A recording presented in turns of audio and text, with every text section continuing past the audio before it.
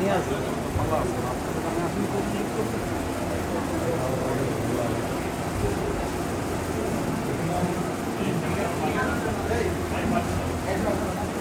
একটা জায়গায় নিয়ে জায়গায় দাও, নিয়ে জায়গায় দাও।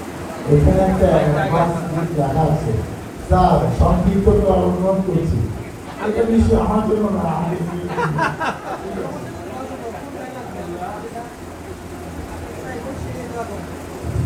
আচ্ছা, এইখানে যারা পার্সোনাল মোবাইল নিয়ে কাজ করতেছে, প্লিজ এটা ইম্পর্টেন্ট না। তাদের থেকে যারা আমাকে দেখছে, আমার বক্তব্য শুনছে, ওরা বক্তব্য রেকর্ডিং করছে, সেটা আমার কাছে ইম্পর্টেন্ট।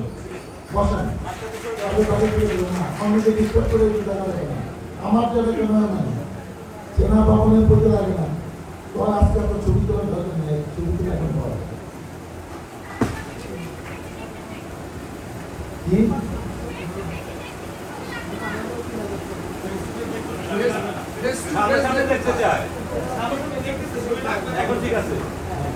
আমি কিন্তু এই কনগ্রেস নিয়েছি, আমি কিন্তু প্রক্রিয়া থেকে কিন্তু ওইদিকে করে দেবো, তোমাদের আপত্তি নাই তো?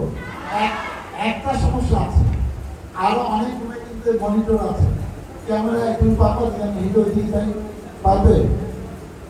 আমাকে কত বড় দায়িত্ব দেয়, তারপর আমি কি করতে যাবো, গিয়ে ঘুরে যাবো। আচ্ছা, কি করবো জানি না, ওয়েট করো। ডিসপ্লে আমরা আজকেই সারা মডেল করে বার্ষিক ক্রীড়া প্রতিযোগিতা শেষে পুরস্কার অনুষ্ঠান, এবং তার চেয়ে বড় তোমাদের 29তম ব্যাচ এই যে যারা 2 তারিখে পরীক্ষা দিলে তাদের বিদায় সংবর্ধনা অনুষ্ঠান। সম্মানিত সভাপতি, আজকে অনুষ্ঠানের সভাপতি যাওয়ার কথা ছিল মাননীয় সংসদ সদস্য ইলিয়াস স্যার, উনি এই মুহূর্তে নাই, তোমরা জানো উনি কেন নাই। এই কলেজের সম্মানিত অধ্যক্ষ তার সভাপতি করছেন। উপস্থিত আছেন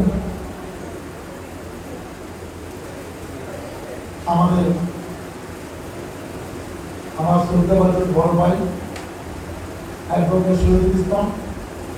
এই নামটা বলার সাথে উনি যেরকম কি ইমোশনাল হয়ে যায়, আমিও কি ইমোশনাল হয়ে যাই। তার বাবা আবুল হাসেম সোনামিয়া, আমাদের গ্রাম জিরাগড়, তাদের গ্রাম টঙ্গাবাড়ি, পাশের গ্রাম। আমার আব্বা এক সময় মুজাফর ন্যায় করতেন 70-73 সালে। উনি নির্বাচনে প্রতিদ্বন্দ্বিতা করেছেন মুরাদনের বাবার সাথে, আমার সংসারের সাথে। টঙ্গাবাড়ি গ্রামটা হলো আওয়ামী লীগের বেস। এক গ্রামে একজন এমপি থাকলে ওদের দুষ্কৃতি সম্মানে ভয়ে নানা কারণে তারই অনুসারী হয়। উনার অপরাধ ছিল উনি আমার বাবার অনুসারী ছিলেন। যে ব্যক্তিটি 71 সালে 5-6 মাস তার পাশে ট্রেনিং দিলেন মুক্তিযোদ্ধাদের, নিজের পকেটে টাকা খরচ করে স্বাবলম্বী ছিলেন, 100-150 মুক্তিযোদ্ধাকে প্রতিবেলা খাওয়িয়েছেন, ট্রেনিং দিয়েছেন। দেশ স্বাধীন হলো 16 তারিখে। আওয়ামী লীগের কিছু দুষ্কৃতিকারী 27 ডিসেম্বর তার বাড়ির সামনে 4-5 জন স্ট্যান্ডার্ড নিয়ে তাকে বাড়ির সামনে গুলি করে হত্যা করে। তুমি দেখো, একটা স্বাধীনতা হলো একটা দেশে 9 মাস যুদ্ধ করে, ওনার বাবা সহ যারা যুদ্ধ করেছে সেরকম একটা মুক্তিযুদ্ধকে হত্যা করা হলো। আমরা এরকম একটা স্বাধীন দেশ ওই সময় পেলাম, সেই খেসারত কিন্তু আমাদেরকে এখনো দিতে হচ্ছে। একজন মুক্তিযুদ্ধকে হত্যা করলো যে ঠিক মতো যুদ্ধই করে না, যে মস্তানি করে, তার কথা কখন কি কাজ করে। এটা আমি 71 সালে 27 ডিসেম্বরের কথা বললাম। আমার প্রিয় 14 বছর বড় ভাই, উনি কোন পদে আছে এটা গুরুত্বপূর্ণ না, উনি নামেই পরিচিত। উপস্থিত আছেন আমাদের হাসান মাহমুদ মাস্টার, আমার সাথে অত্যন্ত একসময় কাউন্সিলর ছিল, গুরুত্বপূর্ণ পদে আছেন। সামনে আরো গুরুত্বপূর্ণ জায়গায় প্রতিদ্বন্দ্বিতাও করবে, আমরা সেসব জানি, তোমরা সব দেখতে পারবে। উপস্থিত আছেন সিটি বিশ্ববিদ্যালয়ের প্রো ভাইস চ্যান্সেলর অধ্যাপক ডক্টর কাজী শাহাদাত কবির, আব্দুল কাদের পরিচালক, মানব ইন্টারন্যাশনাল ইউনিভার্সিটি। উপস্থিত আছে এই যে আমার প্রিয় ব্যক্তি ওবায়দুর রহমান, আব্দুর রহমান, বদিউজ্জামান বা বদি, আরেকজনের নাম না বললে আমার বাসায় গিয়ে আমাকে কৈফিয়ত দিতে হয়, আমার সহকর্মী সাবিনা সিদ্দিকা। তো এই প্রতিষ্ঠানের প্রিয় শিক্ষক মন্ডলী, সুধী মন্ডলী এবং যাদের জন্য আয়োজন, আমার প্রিয় ছাত্রী ভাই বলে না, গতকাল রাতে যখন তাকে বললাম, আমরা সবাই ছিলাম, যে আমি তো সকালে চলে দেবো, তোমার প্রোগ্রাম কি? আমি বললাম মডেল কলেজের বিয়ে অনুষ্ঠান। সে বললো যে পরিষ্কার সে প্রোগ্রামটা, হ্যাঁ, তা আমি কি যেতে পারি? তা আমি বললো আচ্ছা তুমি যেতে পারো। এই যে আসতো, এবং তখন এই ভদ্রমহিলার সাথে মাত্র 35 বছর সংসার করছি, এখন আইসা এই যে বক্তৃতা দিয়ে গান দিয়ে আমার বাজারটাকে নষ্ট করতেছে, আমি জানি আগে তাকে আনতাম না। আমাকে এরপরে কোথাও নিয়ে যেতে হলে 10 বার চিন্তা করতে হবে, আমি কি সত্যি সত্যি নিজের পায়ে কোরআন মারতেছি? এখন তোমরা যে মনোযোগ দিয়ে তা বক্তৃতা শুনেছ, আমার মনে হয় যে অতটা মনোযোগ তোমরা দিচ্ছে করে আমার সন্দেহ আছে। না জানি আমি গান, না জানি কবিতা, আমি কি করবো? তারপরে চিন্তা করছি যে আমি একটা কবিতা ভাই করতেছি, 4-5 লাইন কবিতা বলবো কিনা, একটা প্রতিযোগিতায় তো আমাকে নামিয়ে দেওয়া হয়েছে, আমি কি করবো? শোনো, your certificate is just a piece of paper. Your real education shown in your behavior. তোমার ডিগ্রি, তোমার সনদপত্র, এটা কাগজের টুকরা, বলার মতো একটা জিনিস। তুমি কি শিক্ষা অর্জন করেছো, এটা তোমার ব্যবহারের ফুটে উঠবে। মানুষ কিন্তু আগে তার লেখাপড়া কিনা খোঁজ করে না। তুমি মার্কেটে যাও, বাসে যাও, তুমি রেস্টুরেন্টে কারোর সাথে পরিচয় হবে, মানুষটাকে তুমি কেমন ব্যবহার করবে, কি শিখেছো, এক একজন এক এক রকম অভিব্যক্তি, সেটা কতটা মানসম্মত, তুমি সম্মান দিয়ে কথা বলো কিনা, তুমি ব্যবহারে লস যাবো কিনা, এটা শুধু প্রতিষ্ঠানের সাথে সম্পর্কিত না, ফ্যামিলির সাথে সম্পর্কিত। অতএব তোমরা যাই করো, ব্যবহারটাই দেখে কেন মানুষ এগিয়ে আসে তোমার সাথে কথা বলবে। তুমি ইন্টারভিউ দিতে যাও, তুমি যত ভালোই বলো, তোমাকে দেখবে যে তোমার বডি ল্যাঙ্গুয়েজ কি বলে, তোমার অ্যাটিটিউড কি, এইটাও কিন্তু অনেক ইম্পর্টেন্ট। একসময় আমরা মনে করতাম শিক্ষিত মানুষ মানে ভালো মানুষ, এখন আমি মনে করি না। কারণ এই 17 বছরে আমাদের এত অবমতন হয়েছে, ডাক্তার বলো, ইঞ্জিনিয়ার বলো, পাবলিক বিশ্ববিদ্যালয়, প্রাইভেট বিশ্ববিদ্যালয় থেকে পাশ করা কোনো ব্যক্তির কথা বলো, এরা এমন সব কাজ করে, অন্যায় করে, ব্যবহার করে, মনে হয় এইটাই জাস্টিফাই, এইটাই গায়ক। এমনভাবে দুর্নীতি করছে, অনিয়ম করছে, গায়ে তুলে চলছে, মনে করে আমি যা করছি নিয়মের মধ্যে করছি। অনিয়মটা নিয়মে পরিণত হয়েছে। এবং আমরা লেখাপড়া শিক্ষার জন্য, বিবেকটাকে জাগ্রত করার জন্য, what to do, what not to do, what to say, what not to say, এটা আমাদের বিবেক বলে দেয় যে এটা বলা যায় না, এটা বলা উচিত না, এটা বলা উচিত। কিন্তু সেই জায়গাটাই আমাদের এমন ডাউন হয়ে গেছে, এটা খুব সহসা আমরা সেই জায়গায় আনতে পারবো আমি জানি না। আর জীবনে বড় হতে হলে লেগে থাকতে হবে। আমার একটা, আমি লায়েন্সের গভর্নর ছিলাম, একটা ইম্পর্টেন্ট স্লোগান হলো লার্ন টুডে লিড টুডে। আমি একটা ট্রেনিং প্রোগ্রাম করে ওখানে ওটা মাঝে মাঝে দেখলাম, তুমি যেটা শিখবে, তুমি যেটা জানবে, ওই সেক্টরে তুমি কাজ করবে, ওই সেক্টরে তুমি নেতৃত্ব দিবে, ওই সেক্টরে তুমি বড় পদে থাকবে। যে কাজে দক্ষ তাকে সেই কাজই করানো উচিত। প্রতিষ্ঠানের ক্ষেত্রে সত্যি, যে ইকোনমিক্সে পাস করছে সে ইকোনমিক্সে কাজ দেয়, যে ম্যাথমেটিক্সে পাস করছে ম্যাথমেটিক্সে কাজ দেয়, এইটাই তো বাস্তবতা। আর একটা জিনিস মনে রেখো, যে পরিবার থেকে তুমি এসছো, যে বাবা মা তোমাদেরকে দুনিয়াতে আনলেন, তাদেরকে শেষ মুহূর্ত পর্যন্ত যতদিন বেঁচে থাকবা, তার কাঙ্ক্ষিত সম্মান তোমাকে দিতে হবে। এবং তুমি বড় হও, পরিবারকে সাথে নিয়ে বড় হও। অনেকে মনে করে আমার বাবা তোমার ইন্টারমিডিয়েট পাস করে না, মেট্রিকও পাস করে, বাবা এত কথা শোনা আমার সময় নেই, মাকে অনেক সময় তোমার গুরুত্ব দেওয়া না। কিন্তু আমি একটা কথা বলি, আমি জীবনে অনেক সাকসেসফুল মানুষের গল্প জানি, দেখেছি, কম মানুষ জানি যে একটু থাকতে পারে যে বাবা মাকে অবজ্ঞা করে সম্মান না করে তাদেরকে কষ্ট দিয়ে এই জায়গায় গেছে, এরকম আমি খুব বেশি কাহিনী জানি না। তাদের তোমরা বড় হও, তাদেরকে সাথে নিয়ে হও, কিন্তু তোমরা যদি বাবা মাকে অনেক বেশি কষ্ট দাও, পেয়ে দাও, আমি নিশ্চিত যে তারা তোমাদের বদয়া করবে না, কিন্তু আল্লাহর তরফ থেকে তোমাদের গায়ে বদয়া লেগে গেলে তুমি জীবনে বড় হতে পারবে না, ডিগ্রি অর্জন করতে পারবা, কিন্তু মানুষ তোমাকে অনেক সম্মান দিবে না, অনেক বড় কোনো জায়গায় তোমাকে দেখতে তারা পছন্দ করবে না। আর একটা কথা আমি বলি, বিশেষ করে মেয়েদেরকে বলি, সম্মান পেতে চাইলে চাকরি করো। চাকরি মর্যাদা শুধু বেতনে না, চাকরি মর্যাদা তুমি স্বাবলম্বী। একজন চাকরিজীবী মানুষকে আমরা দেখি যে একজন সে সাকসেসফুল ম্যান, নিজের লেখাপড়া শিখে সে নিজের যোগ্যতায় চাকরি করছে, তাকে আমাকে গুরুত্ব দিতে হবে। আমি সেইভাবে দেখি যে কষ্ট করে চাকরি করছে তার সম্মান আমার কাছে অনেক বেশি, এবং পরিবারের কাছেও তোমার সম্মান অনেক গুরুত্বপূর্ণ।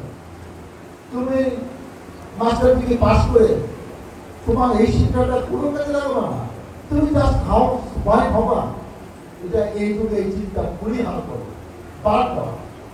আর একটা ব্যাপার আছে, তুমি চাকরি করে তোমার স্বামীর কাছে যে সম্মান পাবা, চাকরি না করলে অনেক ক্ষেত্রে সেই সম্মান নাও পেতে পারো, বা চাকরি করলে নিশ্চয়ই সম্মান পাবা।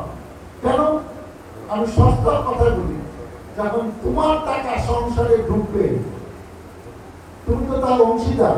আমাদের দেশে কনসেপ্ট কি, হাজব্যান্ড টাকা পয়সা দিয়ে সংসার চালাতে হবে, বউয়ের দায়িত্ব এত বেশি না। কিন্তু বউ যখন সংসারে, ওয়াইফ যখন সংসারে সেই দায়িত্বটা কম বেশি নিবে, তখন তার মর্যাদা গুরুত্ব অনেক বেড়ে যায়। তখন তোমার সাথে গায়ে চলে অকারণে খারাপ ব্যবহার করাও কিন্তু খুব একটা সুযোগ পাবে। পরিশেষে আমি একটা গল্প বলে আমার বক্তব্য শেষ করতে চাই। সেটা হলো আলেকজান্ডার দ্য গ্রেট। এই গল্পটা অনেকবার বলেছি, তোমরা অনেকে জানো, হয়তো আমার বলতে ইচ্ছা করছে তাই বলছি। উনি একজন বীর ছিলেন, সেনাপতি ছিলেন, ওনার বাবা রাজা ছিলেন, সেও রাজা ছিলেন, ম্যাসেডোনিয়ার রাজা। অনেক বছর আগে কাহিনী, সে মাত্র 32 বছর বেঁচেছিলেন, 32 ইয়ার্স। অনেক দেশ জয় করেছেন, তার বিশাল সাম্রাজ্য ছিল, কিন্তু কোন যুদ্ধে পরাজিত হন না, এবং অলমোস্ট 99% যুদ্ধ সে নিজেই নেতৃত্ব দিয়েছে। সে যখন খুবই অসুস্থ, মারা যাবে, তখন সে তার মন্ত্রী পরিষদ, তার আশেপাশে দায়িত্বশীল লোক পরিবারের সদস্যকে ডেকে বললেন, আমি মারা যাওয়ার সময় তোমরা 3টা কাজ করবা। এক, আমার কাফিন যে খ্রিস্টান ছিল তাদের তো কবর দিতে হয়, তাদের আমার কাফিন, আমার যারা চিকিৎসা করছে এখন তারাই শুধু বহন করবে। আমার কাফিন যে রাস্তা দিয়ে নিয়ে যাওয়া, সেই রাস্তায় আমার যা টাকা পয়সা সোনা দানা যা আছে সেগুলো সব ফিরিয়ে দিতে হবে, রাস্তার মধ্যে বিছানো হয়। তবে এইটা তোমরা কোনোদিন বাসায় নিয়ে আসবে না, এটা আমি জনগণকে দান করে গেলাম। আর আমার 2টা হাত, আমার পুরো বডি ঢাকা থাকবে, হাত 2টা বাইরে থাকবে। তার আত্মীয় স্বজন পরিচিত জন অবাক হলো, তার আপনার কথা অক্ষরা করে পালন করবো, কিন্তু আপনি আমাদের এই 3টা কাজ কেন করতে বলছেন সেটা বলেন। বলছে, প্রথম বলছি, ডাক্তাররা অনেক সময় অহংকার করে বলে যে উনি আমার জীবন রক্ষা করেছেন। আসলে ডাক্তার কারো জীবন রক্ষা করতে পারে না, রক্ষা করেন সৃষ্টিকর্তা, ডাক্তার একটা উসিলা। এই মেসেজটা আমি সারা বিশ্বকে জানাতে চাই, যেহেতু সারা বিশ্ব আমাকে চিনে, এই মেসেজটা আমি জানিয়ে গেলে আমার আত্মা শান্তি পাবে। দ্বিতীয় হলো, আমার এই হাত 2টা বাইরে থাকবে, আমি মানুষের ভুল না বুঝে, মানুষ তো আমাকে বিশাল কিছু মনে করবে, আমি যাওয়ার সময় মনে হয় আমার কবরও আমার সমস্ত সয় সম্পত্তি টাকা পয়সা নিয়ে গেছি, আমি দুনিয়াতে খালি হাতে এসেছি, যাওয়ার সময় আমি কিছু নিয়ে গেলাম না, এমনি হাতে হাতে চলে যাচ্ছি। তৃতীয় হলো, এই সয় সম্পত্তি টাকা পয়সা সোনা দানা অর্জন করতে গিয়ে আমি অনেক বন্ধু বান্ধবকে হারিয়েছি, অনেক শুভকাঙ্ক্ষীর সাথে আমার কথা হয় না, যোগাযোগটা হয় না, আমাকে রেগে আছে, আমাকে বর্জন করছে, আমাকে পরিত্যাগ করেছে, আমি কি করে ভুল করেছি, আমি যাওয়ার আগে এটা আমি প্রায়শ্চিত্ত করে দিতে চাই। আমার এই সম্পর্ক এখন আর প্রয়োজন নাই। সেজন্য আমি সমস্ত সম্পত্তি জনগণের উদ্দেশ্যে আমি দান করে গেলাম। একজন খ্রিস্টান 32 বছর বয়সে ইসলামের রীতিনীতি জানে না, তার যে উপলব্ধি এত বছর 2500 বছর আগে, তার কাছে কতটা জ্ঞানী ছিল, কত মানুষ হত্যা করছে যুদ্ধের ময়দানে, কিন্তু মারা যাওয়ার সময় তার উপলব্ধি দেখি যে আমার এই কাজগুলা করা দরকার। অতএব তোমরা চাকরি করো, ব্যবসা করো, যাই ইচ্ছা তাই করো, আমার বিনীত অনুরোধ এই দেশে থেকে দেশের সেবা করা। আমার শুরু হয়েছিল, আমি একজন ডাক্তার, আমি বিশেষ পাস করে 5 বছর চাকরি করেছি, ম্যানেজমেন্ট করেছি। সরকারি চাকরি কিন্তু একটা মানুষের সেবা, ডাক্তারের একটা সেবা। আমি লাঞ্চ করেছিলাম ভবন, আমি 2002 সালে জয়েন করেছি, মানুষের সেবা করা শুরু করেছি এবং সর্বোপরি আমি একজন জনপ্রতিনিধি মানুষের সেবা। দেখো কতগুলো প্ল্যাটফর্ম থেকে আমি জনগণের কল্যাণের জন্য কাজ করে যাচ্ছি। মানুষের ভুলভাবকে থাকে সেটা আল্লাহ দেখবে, আমি কতটুকু কি করতে পারলাম। আমি তোমাদের কাছে আশা করি তোমরা এই প্রতিষ্ঠান থেকে আরো ভালো ভালো প্রতিষ্ঠান থেকে পাশ করে মানুষের জন্য কাজ করবা। কেন তোমাদের অনেকে চিন্তা করে যে আমার ক্যারিয়ার বিল্ড আপের জন্য, ভালো কিছুর জন্য আমার আমেরিকায়, কানাডা, ইংল্যান্ড, অস্ট্রেলিয়া কিংবা অন্য কোনো ইউরোপীয় দেশে আমাকে যেতে হবে, ওই দেশে সিটিজেন হতে হবে এবং ভালো একটা চাকরি করে আমার পরিবার পরিজনদের সেখানে থাকতে হবে। তাহলে 5 আগস্টে যারা জীবন দিল তারা কি বোকা? তাদের জীবন, আত্মত্যাগ, অনেকে এখনো পঙ্গু আছে, তারা কি তারা বোকা? তারা তো দেশ থেকে যায় না, তারা তো এই দেশটাকে সবাইকে নিয়ে ঠিক করে একটা আদর্শ দেশ, একটা ভালো দেশ, যেখানে সবার গুরুত্ব থাকবে, সবার মূল্যায়ন থাকবে, কোনো মানুষ না খেয়ে থাকবে না, সবাই শান্তিতে থাকবে, এই সব তো তারা কেন দেখে? আমি তো এই medical cadet college, medical college, BCS, রাজনীতি আমি 17 বছর পালিয়ে বেরিয়েছিলাম, আমার নামে 50-টি মামলা, আমার 3 বার গ্রেপ্তার হতে হয়েছে। আমি কি বেশি আছি? আমি অনেক দেশ ঘুরেছি, 32টা দেশে, হাজার শত শত শহরে গিয়েছি, আমেরিকা গিয়েছি 14 বার। কোনোদিন এখনো স্বপ্ন দেখি না আমেরিকাকে আমার থাকতে হবে, ওই দেশের নাগরিকত্ব দিতে হবে, এই চিন্তা আমার কোনোদিন না। আমি এই দেশে থাকবো। 17 বছরের থেকে বেশি মানে জুলুম সময় তো আমাদের ছিল না, সেই সময় তো আমার দেশ থেকে আর যায়নি। আর জীবন দশা আমাকে যেন আর কোনো দেশ থেকে থাকতে না হয়, এই দেশে আমার শেষ ঠিকানা। আমাদের নেত্রী খালেদা জিয়ার মতো বলতে চাই, এই বাংলাদেশে এই জিরাপদ আমি যেন আমার গর্ব হয়। তোমাদের উদ্দেশ্যগুলি, তোমরা জীবনে বড় হও, উদ্যোক্তা হও, গবেষক হও, শিক্ষক হও, প্রকৌশলী হও, ডাক্তার হও, সরকারি বড় কর্মকর্তা, বড় ব্যবসায়ী, জাতীয় নেতা হও, এমন জায়গায় হও যে জায়গায় আমি যেতে পারি না, আমি সেই জায়গায় তোমাদেরকে যেতে চাই। আমি যে তোমাদেরকে সবার মডেল করে যে এই স্টুডেন্ট এই জায়গায় বসে আছে, আমার ভাই তার কাছে, তার কাছ থেকে আমার কাগজটা নিতে হবে, তাই আমার লক্ষ লক্ষ কোটি কোটি টাকা অনুদান আমরা এখানে পাবো। পরিশেষে আমার কতগুলো স্বপ্নের কথা আমি বলতে চাই। তার আগে আমি যেটা বলতে চাই, একজন মেয়ে কয়েকটি দাবি করেছে 20 মাইলের রাস্তা, এই রাস্তাটা তো এখন আমার কিন্তু কি আরসিসি ঢালাই দিয়ে উপর ড্রেন সহ, যাতে 10 বছরে কিছু হয় না, সেজন্য একটা বিগ বাজার কাটে। তোমরা 5 মাস সময় দাও, আমরা একটা ব্যবস্থা করছি। তোমরা আরেকটা দাবি করেছো তুমি যে সার্ভিস ট্রেন দিয়ে মানিকগঞ্জ থেকে যে গাড়িগুলো আছে আসে না, বড়াতে দিয়ে ঢুকে না কেন, ওইখান থেকে গেলে যান করে বসে থাকতে হয়। কিন্তু সার্ভিস ট্রেনটা যদি ক্লিয়ার থাকে তাহলে তো সে ট্রেনে ঢুকতে তার সমস্যা নেই। আমি 1 মাস সময় নিলাম, এই জায়গা দূরের গাড়িগুলো আমরা বলে দিব, নাইলে দিকে গাড়ি ঢুকতে দিব না, সার্ভিস ট্রেন দিয়ে প্যাসেঞ্জার গাড়ি যাবে এবং তারা রওনা দিবে, সেই ব্যবস্থা করে। তোমরা আরেকটা দাবি করেছো যে ক্লাসরুমে স্মার্ট বুক আমাদের দরকার। আমরা অনেক জায়গায় মাল্টি মিডিয়া প্রজেক্ট করে কথা বলি, আমি কয়টা করবো জানি না, আমি 2টা রুমে তোমাদের যাতে স্মার্ট বোর্ডের ব্যবস্থা হয় সেটা আমি করে দেবো। তোমরা দাবি করেছো বিজ্ঞানীরা তোমরা অনেক ভালো করো, কিন্তু সেটার কোনো নিদর্শন থাকে না। আমি দৌড়ার জন্য একটি রুমে আর্কাইভের মতো বিজ্ঞান বলে যারা ভালো করেছে যেগুলা উদ্ভাবনী ব্যাপার তাদের নাম সহ সেটা ওখানে থাকলে তাদের একটা সান্ত্বনা পাবে যে তারা কষ্ট করেছিল ডকুমেন্টের হিসাবে সেখানে আছে এইটা তারা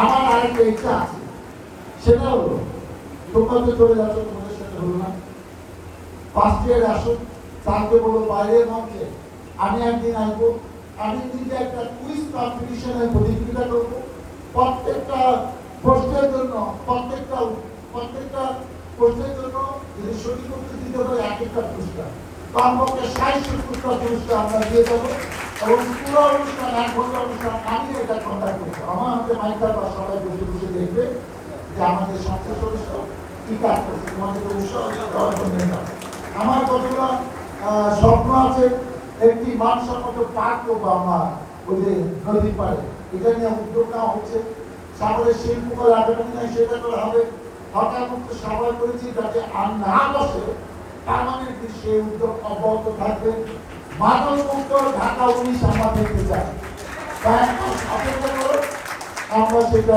ব্যবস্থা করছি সরকারি হাসপাতাল সাভারে 51 সদস্যের 108 সদস্য হবে 101 সদস্য বেড এবং 80টাতে নতুন একটি সরকারি হাসপাতাল আমরা করতে চাই আমরা চাই রাস্তার দোকানপাট যেখানে আছে সব জায়গায় সিসি ক্যামেরা থাকে এটা একটা স্মার্ট সিটি করতে চাই এবং স্ট্রিট লাইটটাতে এমন কোনো জায়গায় অন্ধকার কোনো রাস্তা থাকে এবং এই রাস্তাগুলো যাতে একদম পাকা থাকে আমরা 2-1 বছরের মধ্যে সেই কাজ করবো আমরা সারা পৌরসভাকে ডাম্পিং স্টেশন করতে চাই ময়লা পালা সবাই রাস্তার পাশে ময়লা হয়ে যাচ্ছে এইভাবে এটা করলে তো হবে না আমরা চাই সাবার 80 দেওয়া যাতে আর বিদ্যুতের ঘাটতি একটু না হয় ছেলে মেয়ে পড়াশোনা এবং যেসব রাস্তাঘাটগুলো নির্মাণ করতে হবে সংস্কার করতে হবে সেগুলো আমাদের করা দরকার সেটা করবো আমার বক্তৃতা শেষে আমি সাবিনা সিদ্দিকার সাথে এই গানের বিপরীতে আমি কয়েকটা কবিতা করতে বাধ্য হচ্ছি তোমরা কিছু মনে করো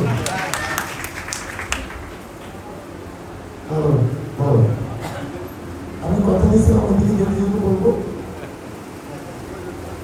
আমি অনুদান ভাই শুরু করবো তুমি আসো আরো সবাই তোমার দিকে তাকিয়ে মূল রচনা বর্ণনা করেছে প্রিয়ন্ত চট্টোপাধ্যায় সেই মানুষকে বর্ষা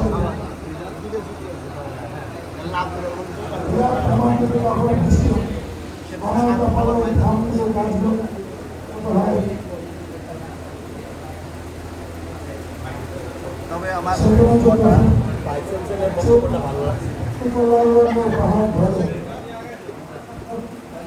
বাইক সেন্টারের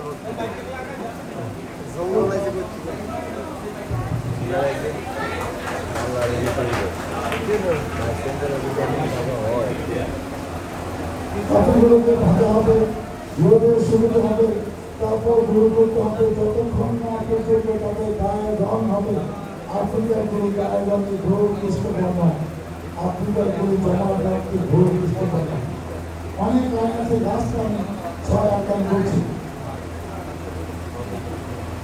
কে সে মানুষ তাকে জিজ্ঞাসা করো যে পাখিরা গান গায় যে ঝর্ণা নিশ্চিত মানে এদের প্রতি ছোটাছুটি করছে যে বাতাসে মহাদেশের মধ্যে মানচিত্র থেকে মনোনীত হয়েছে তারা সকলে উত্তর দিবে ওই কারণে মানুষটা আমার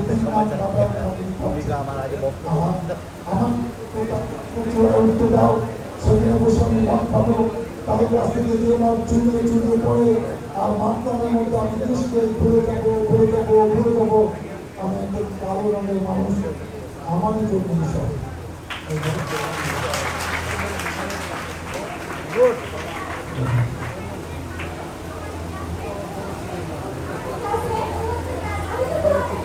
হাসান ভাই আপনারা 3 জন মেয়র প্রার্থী আছেন একটা ছবি নিয়ে নেন আজকে স্টেজে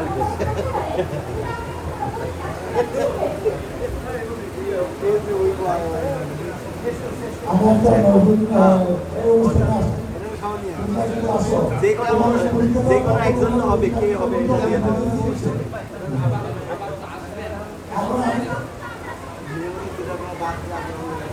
এটা তুমি অফিসের করবো না, তোমাকে আমি উপর হুকুমটা দাও। আপনি ভয়টা বলুন না, আপনার বিরুদ্ধে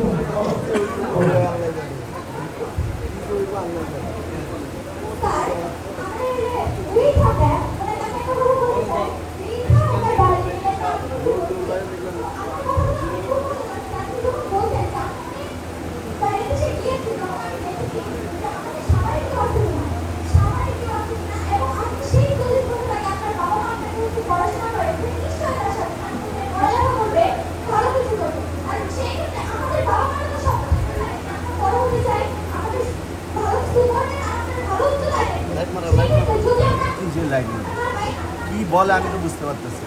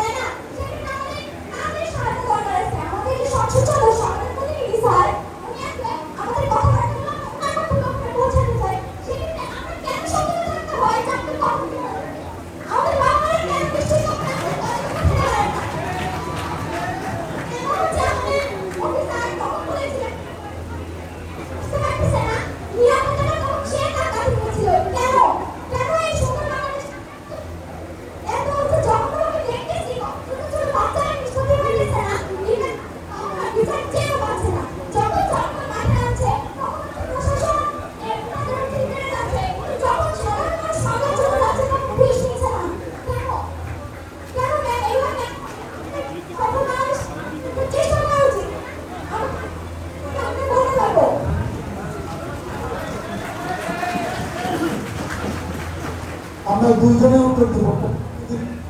সেটা হলো এই যে উপায়টা আমার অভিজ্ঞতা বলেছে, সেই অবস্থা কি এখন আছে? এখন নতুন একটা অবস্থা তৈরি হয়েছে।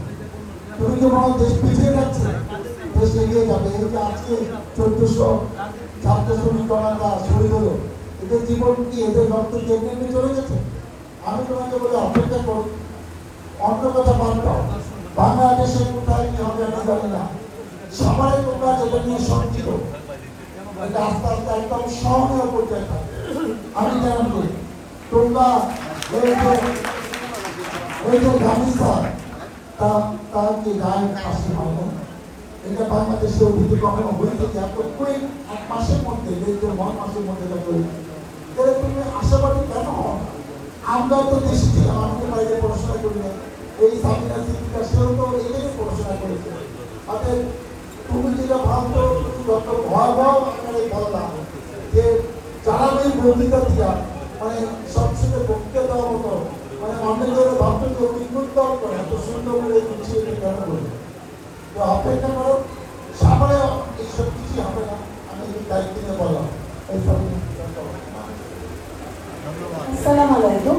আমি আবারও বলছি, প্রথমত তোমরা ছোট, তোমরা এখন যে পর্যায়ে এসছো নিজেদের নিরাপত্তা সম্পর্কে তোমরা বুঝো, ছেলেদের দৃষ্টি সম্পর্কে তোমাদের ধারণা হয়েছে। আমি ছেলেদেরকে বলবো তোমাদের সামনে অনেক কিছু আসবে যেটা তোমাদের ভালো লাগবে না, তোমরা চোখ নামিয়ে সামনে চোখ। তোমার তো না যে অন্যকে তুমি টিস করে বোঝায় তুমি এটা করেছো কেন, এটা করেছো কেন। নো, আমাদের ধর্ম এটা বলে না। যার ধর্ম তার, এবং সে যেটা করে করছে। তোমার যদি আত্মীয়স্বজন হয়, তোমার বোন হয়, তুমি তাদেরকে বলতে পারো যে তুমি এটা করো, এটা করো না। সেকেন্ড থিং, এই যে যদি আমরা রাস্তাঘাট, খাবারের কথা আমি মেনলি বলছি, রাস্তাঘাট যদি আমরা আলোকিত করে যাই তাহলে ক্রাইম অনেক কমে যাবে। ঠিক আছে, যখন মানুষ বুঝবে সিসি ক্যামেরা থাকবে, আমার তো রেকর্ড হয়ে যাচ্ছে, আমি এটা করতে পারি না। তৃতীয়ত, তোমরা সবাই খেয়াল করবে যেন মাদক কেউ না খায়, ছেলে হোক মেয়ে হোক। এই মাদকের ব্যবসারা ছেলেরাও করছে, মেয়েরাও করছে, শুধু কাঁচা টাকার জন্য। তোমার আত্মীয় স্বজন থাকলে, প্রতিবেশী থাকলে তাদেরকে বলবেন এটা করেন না। আজকে আপনি অন্য মানুষকে খাওয়াচ্ছেন, নেক্সট জেনারেশন আপনার নাতি এই জিনিসটাকে যাবে, তখন আপনার কেমন লাগবে? পরিবারটা ধ্বংস হয়ে যায়। যখন একটা ছেলে বা মেয়ে এই জিনিসটা গ্রহণ করে, তার তখন মানবিক সেন্স থাকে না, সে কি করছে, কেন করছে, কতক্ষণে কিচ্ছু জানে না। সুতরাং এইখান থেকে যদি আমরা পরিহার পেতে পারি, তাহলে আমাদের সমাজ অটো জীবন বলে একটা কথা আছে না, এটা অটোমেটিক ভাবে হবে। প্রশাসন আগে অন্য ঢাকা ইউনিভার্সিটি থেকে পাশ করে মানুষের বাচ্চাদেরকে আগুনে পুড়িয়েছে, আমরা দেখেছি। সেই কাফি সাহেব যিনি মানে পুলিশের বড় অফিস কর্মকর্তা ছিলেন। সুতরাং এগুলো যেন না হয়, প্রত্যেককে সচেতন হতে হবে, করেছে তার একদম অধিকার আছে। আর আমরা যারা এই গার্মেন্টস বা এই লেভেলে মারা যারা কাজ করি, তারা আসলে ছোট বাচ্চাদের ওইভাবে খেয়াল করি না, ভাবি বাচ্চা নেই তো, বাচ্চা ছেলেই তো, কিন্তু দুনিয়াটা ওরকম না, সমাজটা ওরকম না। তোমাদের যেমন তোমার বাবা মা খেয়াল করে, টিচাররা খেয়াল করে এই পর্যায়ে এনেছে, অ্যাটলিস্ট ইন্টারমিডিয়েট পর্যন্ত, তারপরে সারা পৃথিবী তোমরা নিজেকে কন্ট্রোল করতে পারবে, বুঝবে। ইভেন তোমরা যে ব্রিটিশের কথা বলছো, সেখানে কি হয়, আমি তো অনেক রাস্তায় হাঁটি, আমার গাছ সবসম করে, ওরা দে আর নট গুড ইভেন, তারা লাইট অন্ধকার হয়ে গেল, দেখা গেল সমস্ত কিছু শুরু করে দিয়ে যাবে। আমার হাতে এই গয়না গেছে, আমাকে যখন কেউ দেখে বলে তুমি এটা পড়েছো, এগুলো তো অনেক ভ্যালুয়েবল, আমার চোখ ঠান্ডা হয়ে যায়, আমি নদীর পরে হাঁটছি, তারা বলে